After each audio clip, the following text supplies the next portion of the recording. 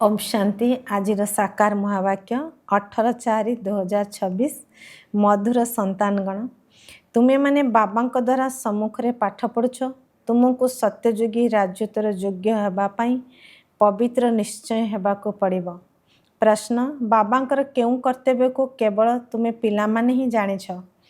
उत्तर तुम्हें माने जानिछ जे आमर बाबा आमर पिता शिक्षक तथा सद्गुरु मध्य अटंती। बाबा कल्पर संगम जुगरे ही आसुचंती पुराणा दुनिया को नुआ करिबा पाई एवं एकमात्र आदि सनातन देवी देवता धर्मर स्थापना मध्य करिबा पाई। बाबा वर्तमान आम मानकु मनुष्य देवता करिबा पाई पाठ पढ़ाउचंती।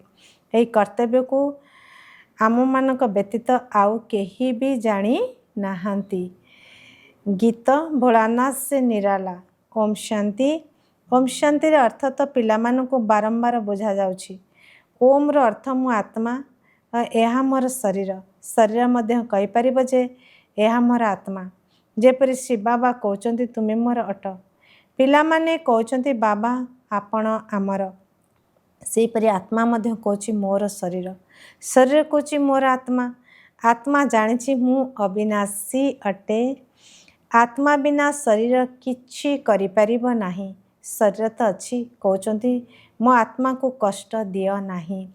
मोर आत्मा पाप आत्मा अटे अथवा पुण्य आत्मा अटे। तुम्हें जानिछ जे मो आत्मा सत्ययुगरे पुण्य आत्मा थिला। आत्मा निजे मध्य कहउछि मु सत्ययुगरे सतप्रधान अथवा खांटी सुना थिली। वास्तव रे सुना नुहे किंतु यार एक उदाहरण दिया जाइछि। मोर आत्मा पवित्र थिला एबे तो निजको कहउचंती अपवित्र अटे। दुनिया रे लोके एकथा जानि नाहांती।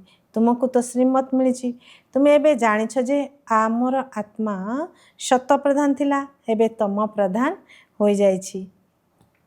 प्रत्येक जिनस एहीपरि होइथाय शैशव जोबा वृद्ध प्रत्येक जिनस निश्चय नुआ रो पुराणा होइथाय। दुनिया मध्य प्रथम सत्ययुग शत प्रधान थिला पुणी तम प्रधान लोहे योग्य हो जाइछि।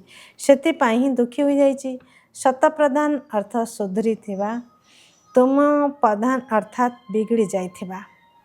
तम प्रधान अर्थ बिगड़ी जाइथिबा। गीतारे मध्य कहउछंती बिगड़ी को बनाने वाला। पुराणा दुनिया बिगड़ी जाइछि काहेकि ना रावण राज्य रे समस्ते पतित अटंती। सत्य जुगरे समस्ते पवित्र थिले ताकु नुआ निर्विकारी दुनिया कहा जाइछि। यह है पुराणा विकारी दुनिया। एबे कलिजुग लोहजुगी अटे। एसब कथा कौन से स्कूल कॉलेज रे पढ़ा जाऊ नाही। भगवान आसी पाठ पढ़ाउचंती एवं राजयोग शिखाउचंती। गीतारे मध्य लेखा जाइछि भगवान उवाच श्रीमद् भगवत गीता। श्रीमत अर्थात श्रेष्ठ मत श्रेष्ठ रु श्रेष्ठ सर्वोच्च भगवान अटंती। तांकर नाम अक्युरेट शिव अटे। रुद्र जयंती अथवा रुद्र रात्रि केबे सुनी नथिबे। शिव रात्रि बोली कही थांती। शिव तो निराकार अटंती। तेबे निराकार रात्रि अथवा जयंती किपरि पालन करा जिवो। श्रीकृष्ण को जयंती तो ठीक अच्छी अमुकर संतान तांकर तिथि तारीख देखा अछि किंतु केही जान नांती जे शिव केबे जन्म हेले। एक कथा तो जानिबा दरकार ना। एबे तुमको ज्ञान मिलुची जे श्रीकृष्ण सत्ययुग आदि रे किपरि जन्म नहीं थिले। तुम्हें कहउछ तांको तो 5000 वर्ष हेलाणी। सेमाने मध्य कहउचंती कृष्णंकर 3000 वर्ष पूर्वरु भारत स्वर्ग थिला। इस्लामिक आगरु चंद्रवंशी तांको आगरु सूर्यवंशी थिले। शास्त्र रे सत्ययुग को लक्षे वर्ष लेखि देइछंती। मुख्य हला गीता। गीता द्वारा ही देवी देवता धर्म स्थापना होइछि। ताहा सत्ययुग त्रेतया युग पर्यंत चलिला। अर्थात गीता शास्त्र द्वारा आदि सनातन देवी देवता धर्म स्थापना।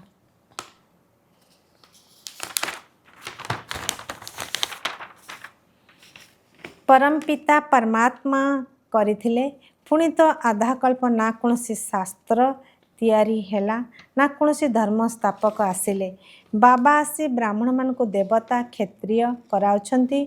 अर्थात बाबा तीनोटी धर्म स्थापना करुछंती। यह हैला लीप धर्म। यार आयुष्य कम अटे। तेबे सर्वशास्त्रमयी शिरोमणि गीता भगवान तो गान करिछंती। तेबे सर्वशास्त्रमयी शिरोमणि गीता भगवान गान करिछंती। बाबा पुनर्जन्म रे आसु नाहांती। जन्म अच्छी किंतु बाबा कहते मु गर्भरे आसुना मोर पालना होना सत्य जुगरे मध्य पिला जन्म हेबे से माने गर्भ महल रे रहिबे रावण राज्य रे गर्भ जेल आसवाक पड़ुछि जेल पापर दंड भोगी थांती गर्भरे प्रतिज्ञा करुछंती आमे पाप करिबु नाही किंतु यह होछि पाप आत्मांकर दुनिया गर्भरु बाहरी आसिले पुणी पाप करिबारे लागी पड़ुछंती सेठिकार कथा सेठारे ही रही जाउछि एठारे मध्य बहुत प्रतिज्ञा करुछंती जे आमे पाप करिबु नाही कहले परस्पर प्रति काम कटारी चलाइबु नाही अर्थात बिकारी हबु नाही काहेकि ना एही बिकारी आदि मध्य अंत दुख दउछि सत्य जुगरे विश्व रहिबा नाही तेणु मनुष्य आदि मध्य अंत 21 जन्म पर्यंत दुख भोगिब नाही काहेकि ना ताहा राम राज्य अटे ताहार स्थापना एबे बाबा पुनर्बार करुछंती संगम रे स्थापना हेब ना जो धर्मस्थापक माने भी आसुचंती से माने कोनोसी पाप करंती नाही अधा समय पुण्यात्मा पुणी अधा समय परे पापात्मा होउछंती तुम सत्य जुग तेतारे पुण्यात्मा होई रहउछ पुणी पापात्मा होई जाउछ शतप्रधान आत्मा जेते ऊपर को आसे सेते बेले से दंड भोगी न थाए कृष्णकर आत्मा धर्मस्थापन करिया को आसिले तांको कोनोसी दंड मिली पारिबो नाही कहते कृष्ण को क्रास ऊपर चढ़ाई थिले किंतु तांकर आत्मा कोनोसी विकर्म तो करि नथिले से जहाँक शरीर प्रवेश करथांते तांको दुख होइथाय से सहन करथांती सेपरि यांक शरीर रे बाबा आछंती से तो सत्य प्रधान अटंती कोनोसी दुख कष्ट ब्रह्मा का आत्मा को होउछि शिव बाबा को नहीं से तो सर्वदा सुख शांति रे रहउछंती सर्वदा पवित्र अटंती किंतु ये पुराणा शरीर आछंती ना सेहीपरि कृष्णकर आत्मा जहाँक शरीर प्रवेश करिले से शरीर को दुख हब कृष्णकर आत्मा दुख भोगी पारिबो नाही काहेकि ना आत्मा सत रज तमरे आसुची नुआ नुआ आत्मा माने मध्य आछंती ना तांको प्रथम निश्चय सुख भोग करने को पड़िबो से माने दुख भोगी पारिबे नाही नियम ही कहू नाही एहांक शरीर रे बाबा बसिचंती कोनोसी भी कष्ट ब्रह्मा को होउची शिव बाबा को नुहे किंतु यही कथा तुम्हें जानिछ आउ काहाको जना नाही वर्तमान यही सब रहस्य बाबा बसी बुझाउचंती यही सहज राजयोग द्वारा ही स्थापना होइतिला पुणी भक्ति मार्ग रे यही कथा रे गायन करा जायछि एही संगम जुग रे जहा किछि होउची ताहा गायन करा जायछि भक्ति मार्ग आरंभ हेले पुनश्च शिव बाबांकर पूजा होउची प्रथम प्रथम किए भक्ति करचंदी लक्ष्मी नारायण राज्युत करने समय पूज्य थिले पुणी बाम मार्ग रे आसीबा द्वारा पूज्यरु पुजारी होई जाउछंदी बाबा बुझाउछंदी तुमर प्रथम प्रथम बुद्धि रे आसीबा उचित जे निराकार परमपिता परमात्मा इहांक द्वारा आमको पाठ पढ़ाउछंती सारा विश्व रे एई बळे कोनोसी स्थान होई परिबो नाही जेउठी एपरि बुझाउथिबे बाबा ही आसी पुनर्बार भारत को स्वर्गर वर्षा दौरान त्रिमूर्ति तले लेखाई दैवी विश्वर साम्राज्य तुमर ईश्वरीय पौत्रिक जन्मसिद्धि अधिकार अटे शिवबाबा आसी तुम संतान मानकु स्वर्गर बासाई वर्षा दे योग्य कराउछंती तुम्हें जानिछ जे बाबा हमको योग्य कराउछंती आमे पतित थिलु ना पवित्र हो गले पुणी शरीर रहिबा नाही रावण द्वारा आमे पतित होइछु पुणी परमपिता परमात्मा पवित्र करी पवित्र दुनियार मालिक कराउछंती से ज्ञान सागर पतित पावन अटंती ए निराकार बाबा हमको पाठ पढ़ाउछंती समस्ते तो एकाठी पढ़ी पारिबे नाही तुम्हें अल्प केते सम्मुख रे बसिच बाकी अन्य सब संतान माने जानिछंती एबे शिव बाबा ब्रह्मा शरीर रे बसी सृष्टिर आदि मध्य अंतर ज्ञान शुणाउथिबे से मुरली लेखा होई आसीची अन्य सत्संग रे एपरी बुझु नाहंती आजिकाली टेप रेकर्ड मध्य बाहरिची सेतिरे रेकर्ड करी पठाई दउछंती से माने कहउछंती अमुक नामधारी गुरु शुणाउछंती तांको बुद्धि रे मनुष्य ही रहउची एठार तो से कथा भी नाही एही निराकार बाबा तो ज्ञान सागर अटंती मनुष्य को ज्ञान सागर कहा जाए नाही गायन करचंती ईश्वरीय पिता ज्ञान सागर शांतिर सागर दयार सागर अटंती तेणु तांकर संपत्ति मध्य दरकार ना तांको पाखरे थिबा गुण पिला मानकु मिलवा उचित ता एबे ही मिलुछि तांको गुण को धारण करी आमे एहीपरि लक्ष्मी नारायण होउछु ସମସ୍ତେ ତ ରାଜାରାଣୀ ହେବେ ନାହିଁ। ଗାୟନ କରାଯାଏ ରାଜା ରାଣୀ ମନ୍ତ୍ରୀ, ସେଠାରେ ମନ୍ତ୍ରୀ ରହିବେ ନାହିଁ। ମହାରାଜ ମହାରାଣୀଙ୍କ ପାଖରେ ଦକ୍ଷତା ରହିଥାଏ। ଯେତେବେଳେ ବିକାରୀ ହୋଇଯାଆନ୍ତି ସେତେବେଳେ ମନ୍ତ୍ରୀର ଆବଶ୍ୟକତା ପଡ଼େ। ଆଗରୁ ମିନିଷ୍ଟର ଆଦି ମଧ୍ୟ ନଥିଲେ।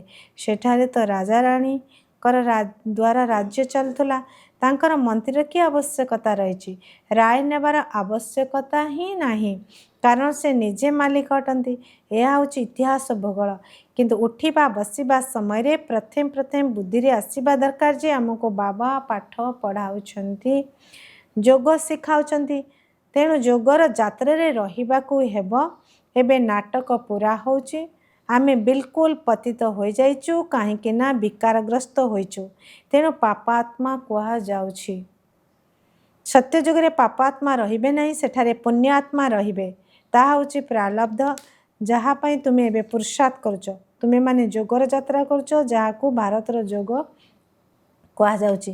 କିନ୍ତୁ ଅର୍ଥ ତ ବୁଝୁନାହାନ୍ତି ଯେ ଯୋଗ ଅର୍ଥାତ୍ ୟାଦ, ଯାହାଦ୍ୱାରା ବିକର୍ମ ବିନାଶ ହେଉଛି। ପୁଣି ଆମେ ଏହି ଶରୀର ଛାଡ଼ି ଘରକୁ ଚାଲିଯିବୁ, ତାକୁ ଶାନ୍ତିଧାମ କୁହାଯାଉଛି। ଆତ୍ମା କହୁଛି ମୁଁ ସେହି ଶାନ୍ତିଧାମର ବାସିନ୍ଦା ଅଟେ। ମୁଁ ସେଠାରୁ ଅଶରୀର ହୋଇ ଆସିଛି, ଏଠାରେ ଅଭିନୟ କରିବା ପାଇଁ ଶରୀର ନେଇଛି। ଏକଥା ମଧ୍ୟ ବୁଝାଯାଉଛି ଯେ ପାଞ୍ଚ ବିକାରକୁ ମାୟା କୁହାଯାଉଛି। ଏହା ପାଞ୍ଚଭୂତ ଅଟେ। କାମର ଭୂତ, କ୍ରୋଧର ଭୂତ, ନମ୍ବର 1 ହେଉଛି ଦେହ ଅଭିମାନର ଭୂତ। ବାବା ବୁଝାଉଛନ୍ତି ସତ୍ୟ ଯୁଗରେ ଏହି ବିକାର ରହିବ ନାହିଁ। ତାକୁ ନିର୍ବିକାରୀ ଦୁନିଆ କୁହାଯାଉଛି।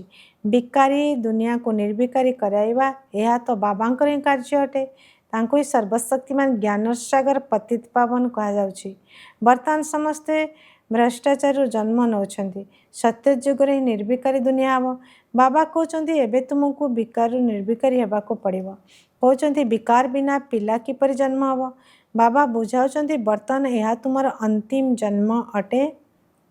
ମୃତ୍ୟୁଲୋକ ହିଁ ଶେଷ ହୋଇଯିବ। ପୁଣି ଏହାପରେ ବିକାରୀ ମନୁଷ୍ୟ ରହିବେ ନାହିଁ।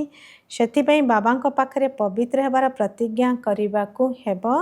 କହୁଛନ୍ତି ବାବା ଆମେ ଆପଣଙ୍କ ଠାରୁ ସମ୍ପତ୍ତି ଅବଶ୍ୟ ନେବୁ। ସେମାନେ ମିଥ୍ୟା ପ୍ରତିଜ୍ଞା କରୁଛନ୍ତି। ଯେଉଁ ଭଗବାନଙ୍କ ନିକଟରେ ପ୍ରତିଜ୍ଞା କରୁଛନ୍ତି ତାଙ୍କୁ ତ ଜାଣିନାହାନ୍ତି। ସେ କେବେ କିପରି ଆସୁଛନ୍ତି, ତାଙ୍କ ନାମ ରୂପ ଦେଶ କାଳ କ'ଣ ଅଟେ, କିଛି ହେଲେ ବି ଜାଣିନାହାନ୍ତି। ବାବା ଆସି ନିଜର ପରିଚୟ ଦେଉଛନ୍ତି। ଏବେ ତୁମକୁ ପରିଚୟ ମିଳିଛି। ସାରା ଦୁନିଆରେ କେହି ହେଲେ ଈଶ୍ୱରୀୟ ପିତାକୁ ଜାଣିନାହାନ୍ତି। ଡାକୁଛନ୍ତି, ପୂଜା ମଧ୍ୟ କରୁଛନ୍ତି, କିନ୍ତୁ ତାଙ୍କର କର୍ତ୍ତବ୍ୟକୁ କେହି ହେଲେ ଜାଣିନାହାନ୍ତି। ଏବେ ତୁମେ ଜାଣିଛ ପରମପିତା ପରମାତ୍ମା ଆମର ପିତା, ଶିକ୍ଷକ, ସଦ୍ଗୁରୁ ଅଟନ୍ତି। ଏଇ ବାବା ନିଜେ ଆସି ପରିଚୟ ଦେଉଛନ୍ତି ଯେ ମୁଁ ତୁମର ପିତା ଅଟେ। ମୁଁ ଏ ଶରୀରରେ ପ୍ରବେଶ କରିଛି। ପ୍ରଜାପିତା ବ୍ରହ୍ମାଙ୍କ ଦ୍ୱାରା ସ୍ଥାପନା ହେଉଛି। କାହାର? ବ୍ରାହ୍ମଣମାନଙ୍କର। ପୁଣି ତୁମେ ବ୍ରାହ୍ମଣ ପାଠ ପଢ଼ି ଦେବତା ହେଉଛ। ମୁଁ ଆସି ତୁମକୁ ଶୂଦ୍ରରୁ ବ୍ରାହ୍ମଣ କରୁଛି। ବାବା କହୁଛନ୍ତି ମୁଁ କଳ୍ପର ସଙ୍ଗମ ଯୁଗରେ ହିଁ ଆସୁଛି। ଏହି କଳ୍ପ 5000 ବର୍ଷର। ଏହି ସୃଷ୍ଟି ଚକ୍ର ତ ଘୂରି ଚାଲିଛି। ମୁଁ ପୁରୁଣା ଦୁନିଆକୁ ନୂଆ କରିବା ପାଇଁ ଆସିଛି। ପୁରୁଣା ଧର୍ମର ବିନାଶ କରି ପୁନର୍ବାର ମୁଁ ଆଦି ସନାତନ ଦେବୀ ଦେବତା ଧର୍ମ ସ୍ଥାପନା କରୁଛି।